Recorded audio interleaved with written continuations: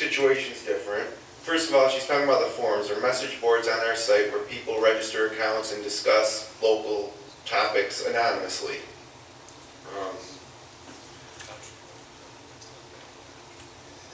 In that particular instance, I think that honesty would be the best policy, not to engage in a discussion, but to post an official type of response and leave it at that. I believe that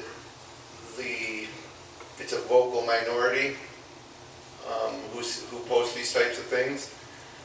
So I think an official response, a reasonable response from the organization will let the other 99% of the people know where you stand, and that's kind of that. But again, I think it's a lot of noise more than substance. I think there is sometimes substance. I've seen a lot of great things come from the forums over the years, especially when there's someone in need, and sometimes the users on a forum will rally together and raise money or hold a fundraiser that originates from the forum. But I think that the forums at FingerLakes1.com get a lot of attention shined on them because they're unique to this area. But what I've found is that our message board is not much different than any other message board on the internet, and there's millions of them now. Because local politics or laws or issues are discussed on our forums, it does get a little more volatile than a message board for a model train enthusiast might visit.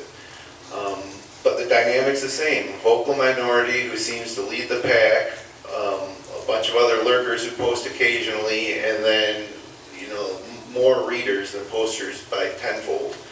That's just kind of the way the forums are.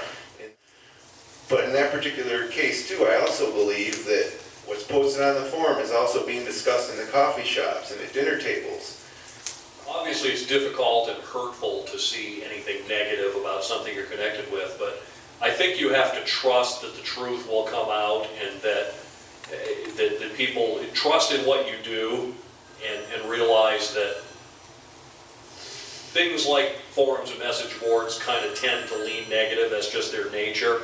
I mean, if you go on these websites that rate hotels and things, I mean, you'll always see people that, oh, this is the worst, horrible hotel, and you go there and you stay, and it was perfectly fine.